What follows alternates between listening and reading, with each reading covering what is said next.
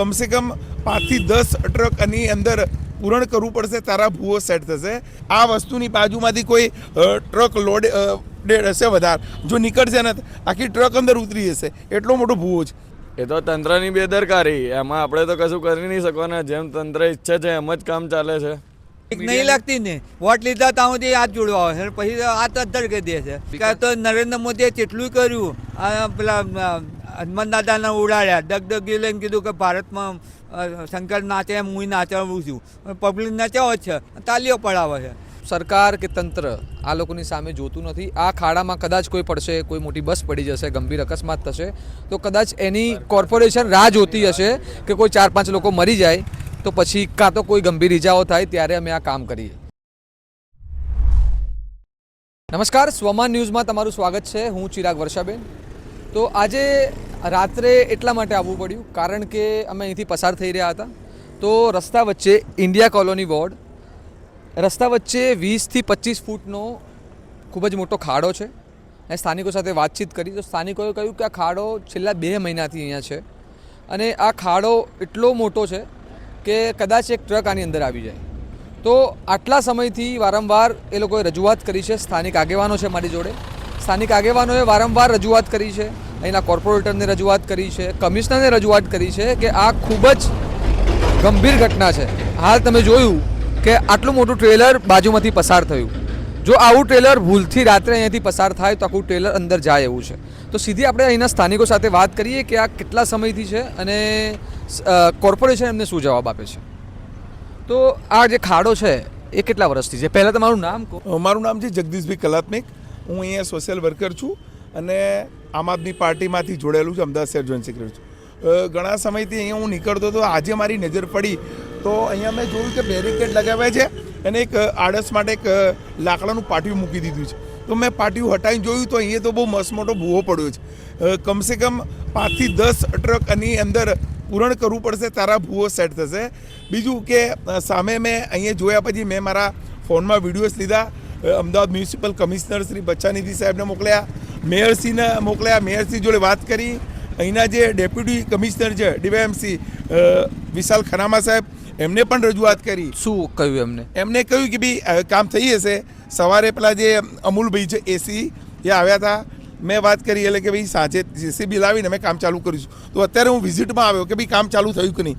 તો મેં જોયું તો નહોતું. મેં અમૂલભાઈને વાત કરી, ખનામા સાહેબને વાત કરી, તો એમને એક માણસ મોકલ્યા કોન્ટ્રાક્ટર, જોઈને ગયા છે કે કાલ સવારે રોડ બંધ કરવો પડશે, આનું કામ ચાલુ કરીશું. પણ આ ખાડો તો ઘણા સમયથી હશે, છેલ્લા 2 મહિનાથી છે. મેં અહીંના જે દુકાનદારો છે સામે એમના રિવ્યૂ લીધા.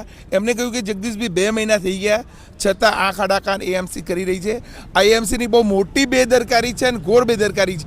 આ વસ્તુની બાજુમાંથી કોઈ ટ્રક લોડેડ હશે વધારે, જો નીકળશે ને આખી ટ્રક અંદર ઉતરી જશે, એટલો મોટો ભૂવો છે, 15 થી 20 ફૂટ સુધીનો. તો આપણી સાથે બીજા એક સ્થાનિક મહિલા છે જે કામ કરે છે, તો એમની સાથે વાત કરીએ કે એ કેટલા સમયથી આ સમસ્યા છે અને અહીંના લોકોનું શું મંતવ્ય છે.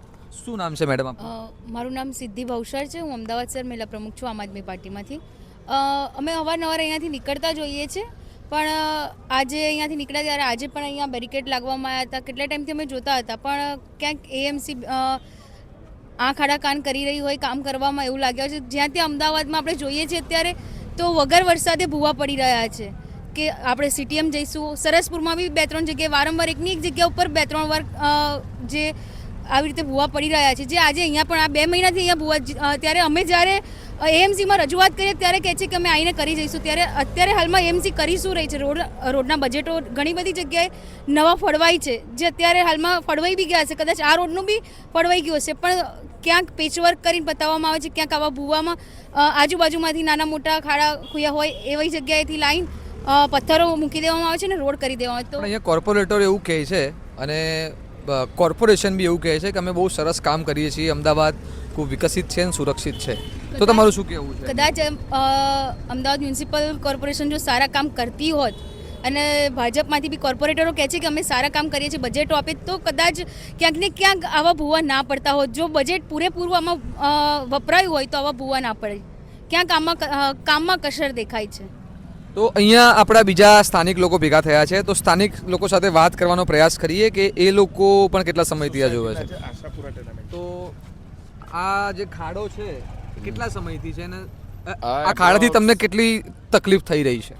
એપ્રોક્સ 2 મહિના 2.5 મહિનાથી ઉપરનો સમયગાળો થયો હશે. જ્યારે આ કામનું રોડનું ખોદકામ ચાલી રહ્યું હતું એ સમયથી આ સમસ્યા ઊભી છે. જે રોડનું ખોદકામ કર્યું પછી એના પછી જે આ રોડ બનાવ્યો તમે જોઈ શકો છો રોડને કે હર એક 8-10 ફૂટ 12 ફૂટના પછી એક થીગડા મારેલા હોય એ પ્રકારનો રોડ બનાવેલો છે. એમાં રોડની કોઈ સમસ્યાનું નિરાકરણ થયું નહીં. ને આ ખાડો પાછળથી રોડ બનાવ્યા પછી પણ એ સમસ્યા ઊભી છે કે પાછો એ ગટરનું અને રોડનું ખોદકામના કારણે પાછા ખાડા પડેલા છે.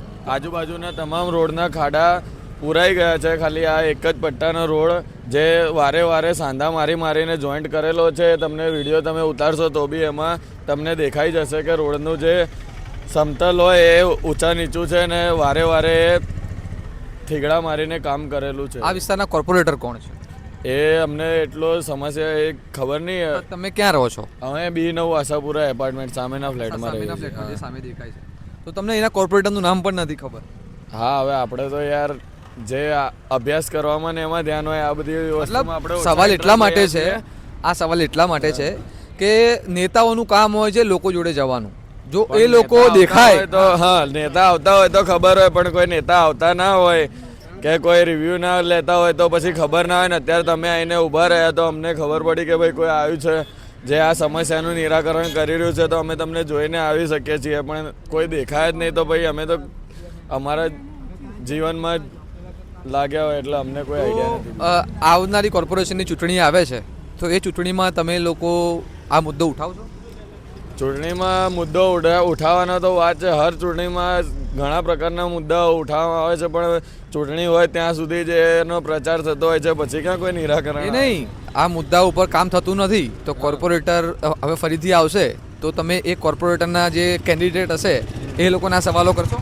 હા, સવાલો તો કરવાના જ છે ને. સવાલોના ખાલી એક પ્રજાને આશ્વાસન આપવામાં આવે છે, પણ જે પ્રકારનું આશ્વાસન આપવામાં આવે છે એ પ્રકારનું કામ પણ નથી થતું. તમે જોઈ શકો છો ઠક્કરનગરથી શ્યામશિખર સુધીનો રસ્તો કેટલા દિવસોમાં ને કેટલા સમયથી કામ ઝડપી થઈ રહ્યું છે અને આ વિસ્તારનું કામ કેટલું ધીમે થાય શું છે. કારણ હોઈ શકે એમ? એ તો તંત્રની બેદરકારી. એમાં આપણે તો કશું કરી નહીં શકવાના. જેમ તંત્ર ઈચ્છે છે એમ જ કામ ચાલે છે. આપણી ઈચ્છાથી થતું હોય તો આપણે આટલું રોકાવા જ ના દઈએ ને. તો અહીં બીજા એક સ્થાનિક વ્યક્તિ છે, એમની સાથે વાત કરીએ. તો અંકલ, આ સમસ્યા કેટલા ટાઈમથી છે અને શું કહેશો આ સમસ્યા વિશે? આ સમસ્યા 2 મહિનાથી છે અને બધી નિકોલની 90% બસો અહીંયાથી જાય છે અને એટલું વાઇબ્રેશન થાય, તમે ઉભા રહો ને બસ જાય તો તમે અંદર ઉતરી જાય એવું પરિસ્થિતિ થાય. પણ કોઈ ધ્યાન નહીં આલતું. મીડિયાવાળા આવે છે, મીડિયામાં આવે છે પણ આ ખાડા કાન કરી દે છે કે ભાજપને શું પરિસ્થિતિ છે જ ખબર નહીં પડતી. એટલે બીક નહીં લાગતી આ લોકોને એમ? બીક નહીં લાગતી ને. વોટ લીધા ત્યાં સુધી હાથ જોડવા આવે છે પછી હાથ અદ્ધર કરી દે છે. આ ભગવાન શું કહેવાય. લો, તો આ ખાડામાં કોઈ પડ્યું અત્યાર સુધી? એટલે પડ્યા નહીં પણ તમે બસ જાય ને તમે ઉભા રહ્યો આખું વાઇબ્રેશન થાય છે. જે ભૂકંપ આવે ને એ ટાઈપનું. જો અહીંયા અત્યારે નહીં જતું એટલે હું તમને દેખાડત એ કંઈક બસ પેલી ખટારો જાય ને તો ખબર પડી જાય. અને આ તો અવારનવાર આ ચોથી વખત થયું. કોર્પોરેટરનું નામ શું છે એના? એક તો અહીંયા એક તો બુધનગરની સાઈડ એક બેન રહે છે અને એક અહીં ઇન્ડિયા કોલોનીમાં રહે છે. કઈ પાર્ટીના છે? એ ત્રણે ભાજપના છે. એટલે તો જીએ છે તો કે ઓફિસે જાય, ઓફિસે જાય કે ઘેર છે એવું થાય છે. કાકા, ભાજપ તો વિકાસની વાત કરે છે. તો ભાઈ વિકાસ તો નરેન્દ્ર મોદીએ કેટલું કર્યું. આ પેલા હનુમાન દાદાને ઉડાડ્યા, ડગડગી લઈને કીધું કે ભારતમાં શંકર નાચે એમ હું નાચાવું છું. પબ્લિક નચાવો જ છે, તાલીઓ પડાવે છે. બિચારે આંગણવાડી બહેનોને છે ને હજુ પગાર નહીં વધારે, પહેલાં કામ આપી દીધું. બિચારીને મોબાઈલ નહીં, કશું નહીં. હવે 5,000માં શું સેવા કરવાના છે તમે વિચારો. મારા બેટા છે ને પ્લેનોમાં આવે છે, પ્લેનમાં જાય છે. 2 દાડે દિલ્હી રોકાતા નહીં. આપણે ગુજરાતનો હોય છતાં આપણને દુઃખ લાગે છે કે જે મહિને નહોતો જતો ગામડે, અત્યારે વિદેશોમાં ફરવા જતો રહે છે. કાકા, આ બધા નેતાઓ આવે તો રસ્તા બની જાય, બરાબર? તો તમારે તમે નિકોલમાં જો નવા રોડ 3 વખત આવે નરેન્દ્ર મોદી, 3 વખત નવા રોડ બનાવ્યા તો ઉપર રોડ પાથરો. આ ગાંધીનગરમાં ભૂવો પડે છે તમે જુઓ. ચાંદખેડાથી ગાંધીનગરની વચ્ચે કોઈ દાડો ભૂવો નહીં પડતો. અમારા વિસ્તારમાં બોલાવો ને. વલ્લભ કાકડિયા જાય છે, પેલા ધારાસભ્ય જાય છે, સંસદ જાય. જુઓ છે 2 મહિનાથી નહીં જતા એવું નહીં, આંખો બંધ કરી દે. કમિશનરે જાય છે અહીં શીલો, ડેપ્યુટી કમિશનરની. કોને રજૂઆત કરી? હે ખરેખર તો ધન્યવાદ.